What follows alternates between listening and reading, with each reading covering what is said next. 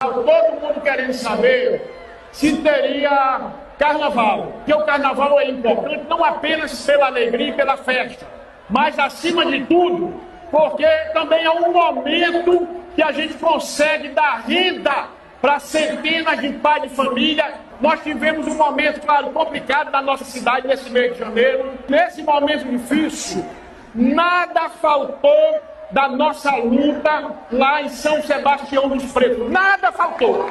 Eu quero aqui anunciar em primeira mão a vocês aqui que nós teremos o carnaval sim.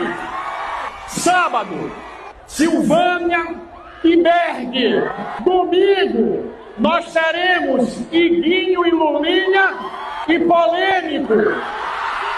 Segunda, Léo Magalhães. E na terça, nós vamos ter o Canalha e a Clecinha.